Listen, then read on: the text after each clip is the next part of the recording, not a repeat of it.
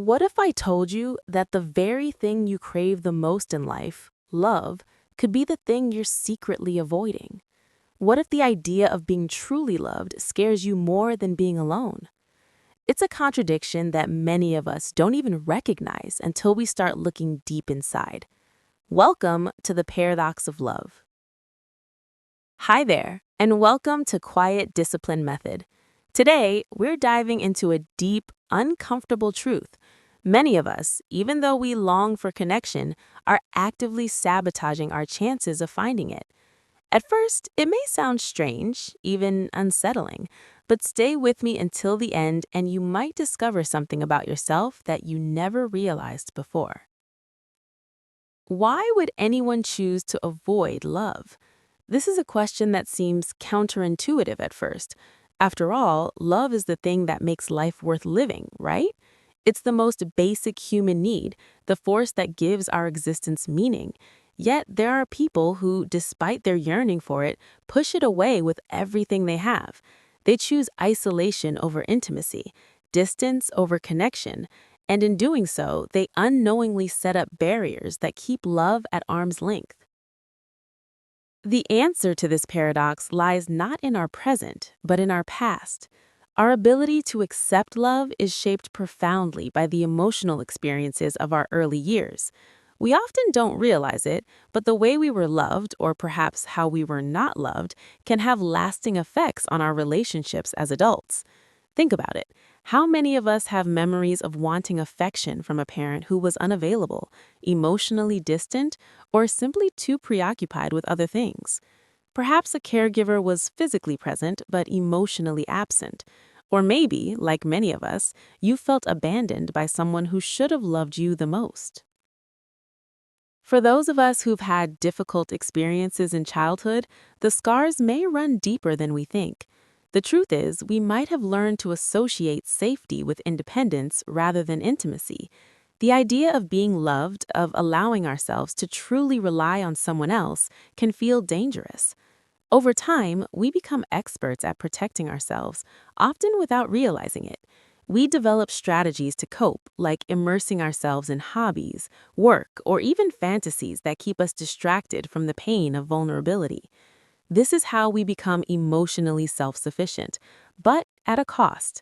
We push away those who would love us because deep down, we fear that they might actually succeed in getting close, and that would require us to expose ourselves in ways we've never had to before.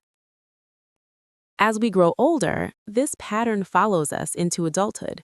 We tell ourselves that we want love, that we want to find happiness with someone special, but our actions speak otherwise.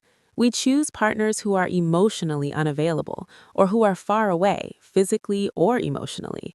We might seek out people who are impossible to connect with for reasons we can't even explain to ourselves. Subconsciously, we choose to be with people we know can't fully fulfill our needs because it keeps us safe from the vulnerability that comes with true intimacy. The real fear, however, is not that love will fail us, but that it will succeed. Love, when it's genuine and vulnerable, requires us to be open, to let down our defenses, to allow ourselves to experience joy, and yes, pain. And for those of us who've been hurt before, the prospect of feeling that level of openness is terrifying. It's easier to keep our hearts locked up tight, safe in the fortress we've built around ourselves. If any of this sounds familiar to you, then you're not alone. Many of us are caught in this cycle without even realizing it. It's not that we don't want love, it's that we don't know how to accept it, how to let go of the fear of being hurt again. Before we dive deeper, don't forget to subscribe to Quiet Discipline Method to stay inspired, motivated, and part of this growing community. Your support helps us create more content that speaks to the heart of what truly matters. Now, let me leave you with a thought-provoking question. Which do you fear more? A, that love will never come into your life, or B, that love will come and it will ask you to be vulnerable in ways you've never been before? Leave your answer in the comments below. Let's start a conversation about why we do what we do when it comes to love. The foundation of how we approach love lies in our early emotional experiences.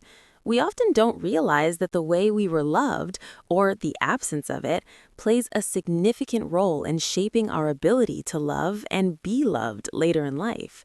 This early emotional blueprint acts as a lens through which we perceive every relationship we enter into, often without us being aware of it. Our childhood experiences can either create a sense of safety and trust when it comes to love, or they can lead us to fear it, even if we long for it deeply. Think back to your childhood. How did your parents or caregivers express love to you?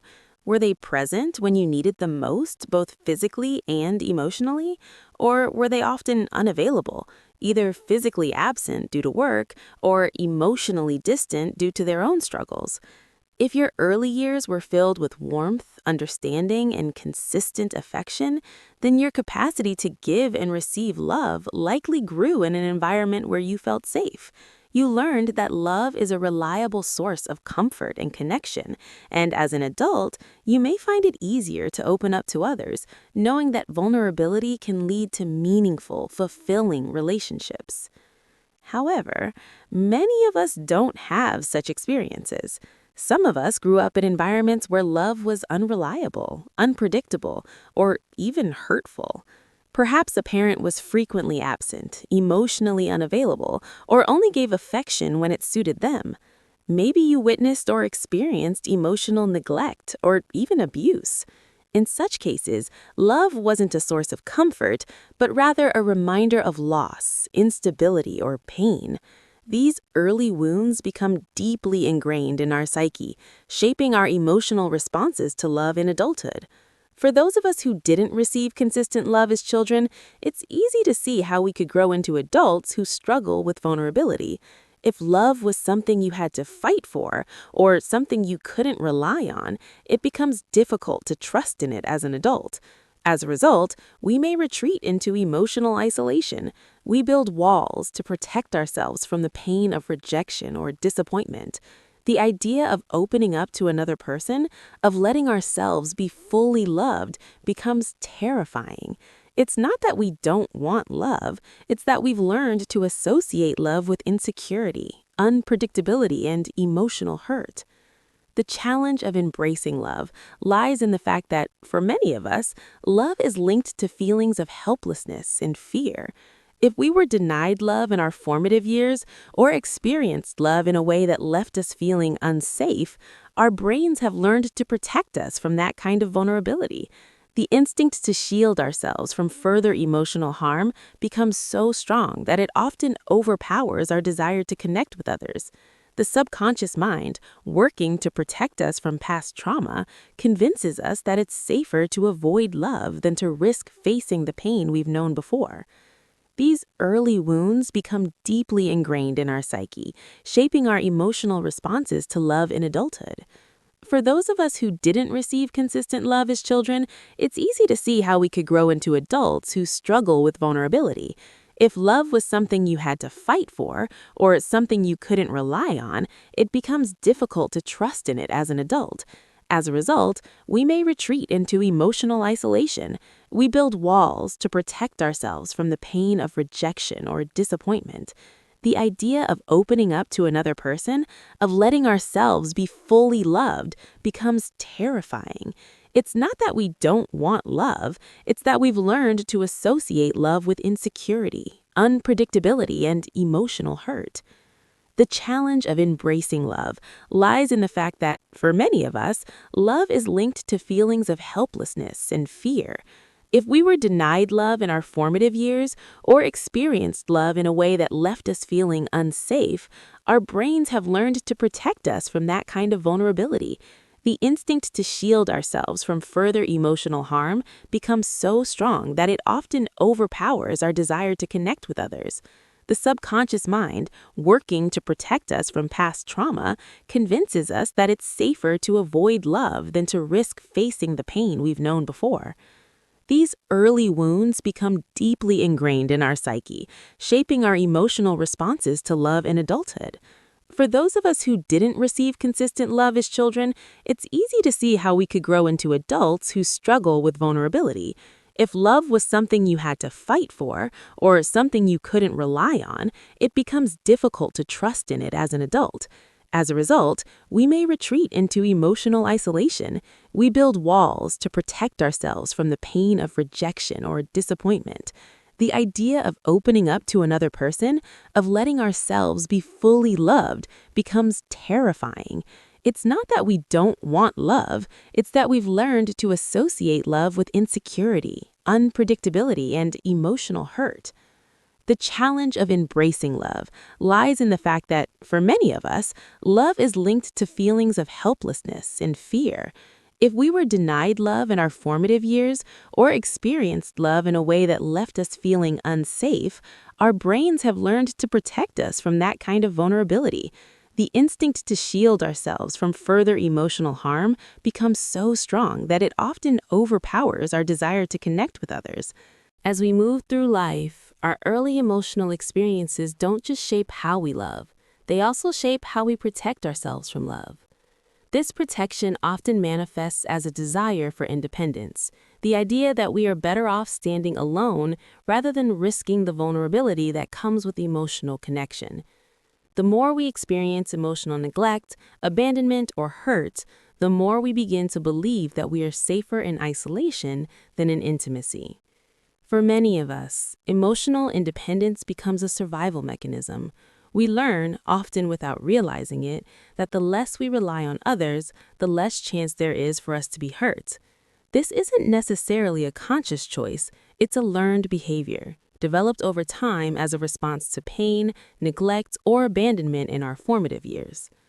As children, if we didn't receive the consistent love and support we needed, we often found ways to compensate by becoming self-sufficient. We buried our emotional needs, convinced ourselves that we didn't need anyone, and created a version of ourselves that appeared unaffected by the absence of emotional connection. Over time, this emotional independence can become a prison. The walls we build to protect ourselves from the pain of others start to keep love out. We become so used to being alone, both physically and emotionally, that the idea of letting someone in feels like a threat. We may tell ourselves that we want love, but deep down, we've come to associate closeness with pain and disappointment. We've learned that love can't be trusted, that emotional attachment can lead to heartbreak, and so we keep people at arm's length, even when we long for their affection. This self-imposed isolation is not limited to romantic relationships. It can extend to all areas of life. We might withdraw from friendships, avoid emotional intimacy with family members, or even develop a sense of detachment in our professional lives. The more we convince ourselves that we don't need anyone, the more we reinforce the belief that we are better off alone. And the more we believe this, the harder it becomes to allow ourselves to be vulnerable in any meaningful way. The problem with emotional independence, though, is that it comes at a cost. While it may seem like a protective barrier against the pain of rejection or loss, it also keeps us from experiencing the full range of human connection. The very thing that once kept us safe, our independence, becomes the very thing that prevents us from experiencing love in its truest, most profound form. We might find ourselves feeling lonely, disconnected, or unfulfilled, even if we have everything else in life going well. We've convinced ourselves that we don't need anyone, but deep down, we yearn for the connection we deny ourselves. The irony is that the very thing we're trying to protect ourselves from, the vulnerability of love, is also the thing that will ultimately set us free. It's only through allowing ourselves to be vulnerable that we can begin to break down the walls we've so carefully constructed. Emotional independence might have helped us survive the hurts of the past, but it will never allow us to thrive in the present. We need to learn how to balance self-sufficiency with the willingness to be open to others, to let ourselves be loved without fearing the consequences. The journey to breaking free from emotional isolation begins with self-awareness. We must recognize the ways in which our fear of vulnerability is holding us back, and we must learn to challenge the beliefs that tell us we are safer alone. It's not easy, and it won't happen overnight, but with time, we can begin to let go of the protective armor we've built around our hearts. When we do, we'll find that love, Real, deep, and fulfilling love is not something to fear, but something to embrace. It's through vulnerability, not independence, that we discover the true beauty of connection. For many of us, the fear of love runs deeper than just avoiding it. It drives us to sabotage our own chances of finding meaningful, lasting relationships. We might not even recognize that we are doing it, but we engage in behaviors that slowly, subtly chip away at the very connections we desperately seek. The paradox is that we long for closeness, but we repeatedly push it away, often without understanding why. This self-sabotage isn't intentional, but it stems from. For many of us, the fear of love runs deeper than just avoiding it. It drives us to sabotage our own chances of finding meaningful, lasting relationships. We might not even recognize that we are doing it, but we engage in behaviors that slowly, subtly chip away at the very connections we desperately seek. The paradox is that we long for closeness, but we repeatedly push it away, often without understanding why. This self-sabotage isn't intentional, but it stems from an internal conflict, the desire for love, and the fear of the vulnerability it demands. One of the most common ways we sabotage relationships is by choosing partners who are emotionally unavailable or inherently flawed in ways that make a lasting connection seem impossible.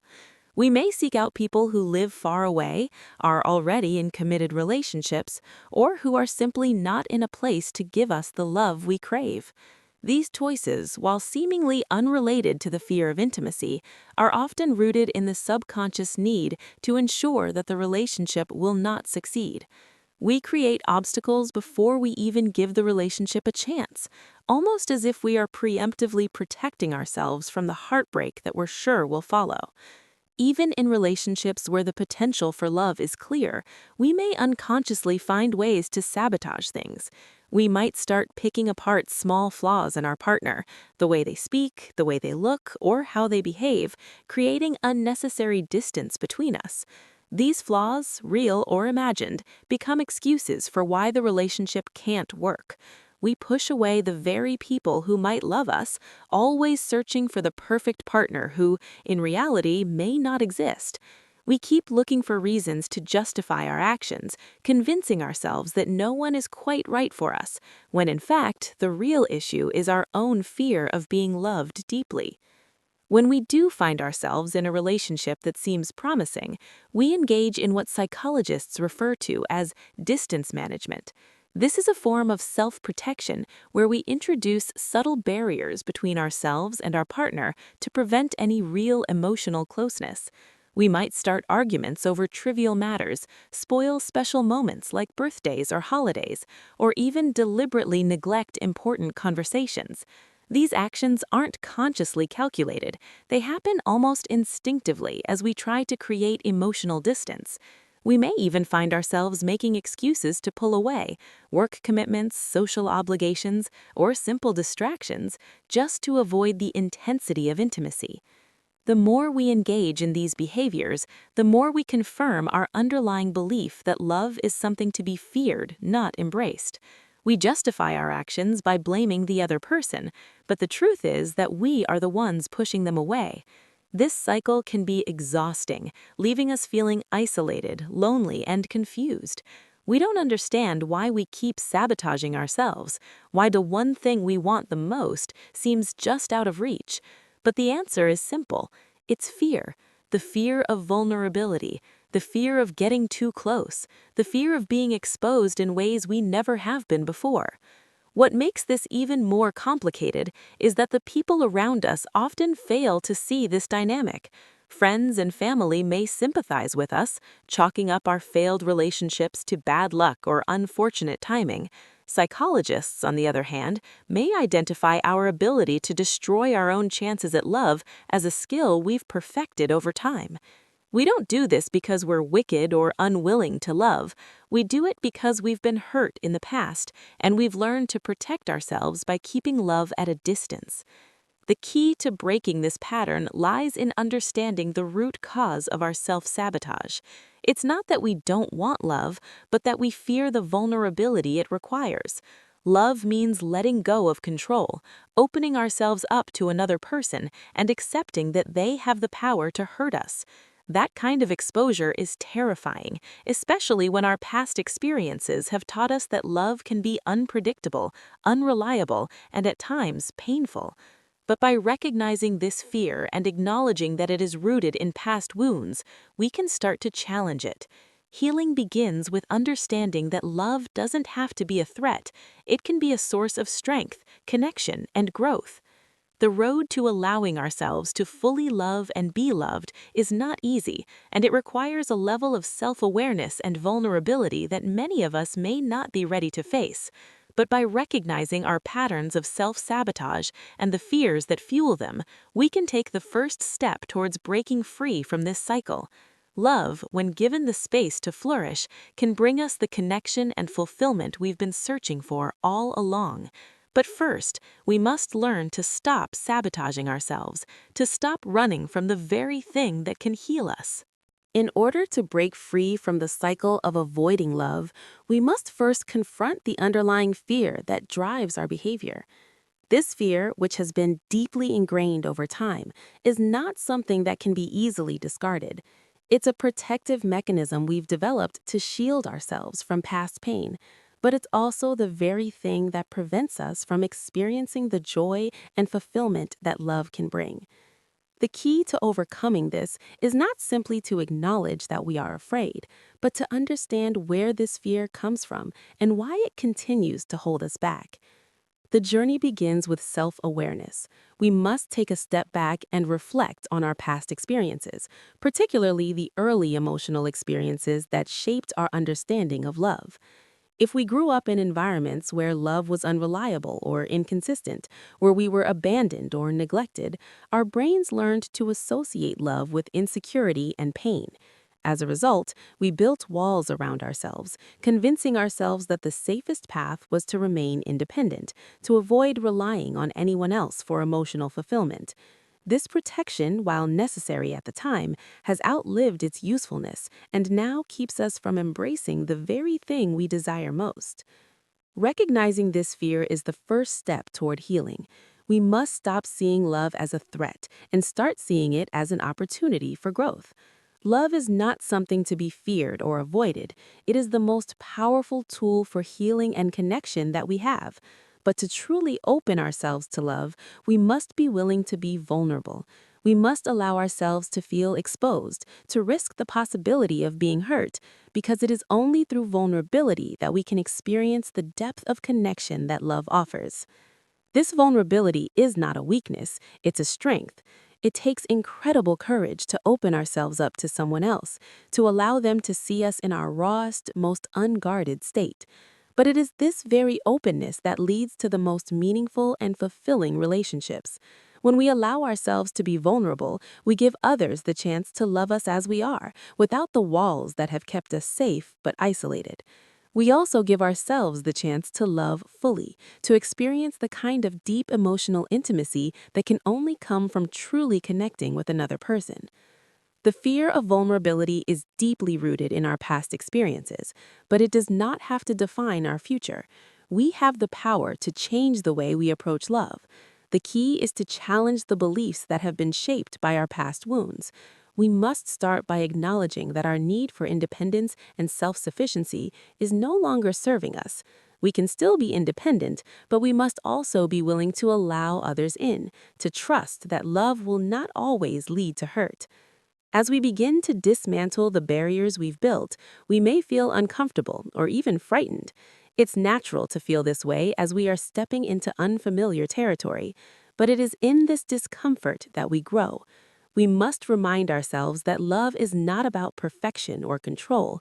It's about connection, acceptance, and trust. It's about giving ourselves the permission to be loved without conditions and allowing others the same freedom. Healing from the fear of love is not a quick or easy process. It requires patience, self-compassion, and a willingness to embrace vulnerability. It means being kind to ourselves as we navigate the discomfort of letting go of old patterns and beliefs. But with each step we take, we move closer to the kind of love we have always wanted, a love that is not rooted in fear or self-protection, but in genuine connection and mutual respect. Ultimately, we must remember that love is not a danger to be avoided, but a gift to be embraced. When we choose to face our fears and let down our walls, we open ourselves up to the possibility of deep, transformative love. It's only through embracing our vulnerability that we can experience the fullness of what love has to offer. And when we do, we will find that love is not just something we have been avoiding, but something we were always meant to experience. In conclusion, the journey to love is often hindered by the fears and defenses we've built over time. These barriers, born from past hurts, keep us from truly connecting with others and experiencing the deep, fulfilling relationships we desire. The key is to recognize these patterns, confront the vulnerability that scares us, and embrace love as a source of strength rather than a threat.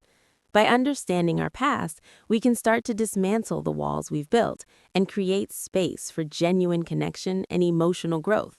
Love, in its truest form, requires vulnerability, trust, and the courage to open our hearts fully. Lesson learned. The most profound lesson here is that love requires vulnerability. Only by allowing ourselves to be open to others, by stepping beyond our fear of being hurt, can we fully experience the beauty of love.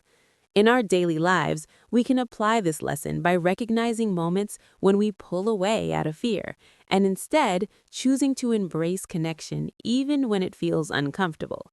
We can practice opening up in our relationships, whether personal or professional, and remind ourselves that vulnerability is not a weakness, but the gateway to deeper connections.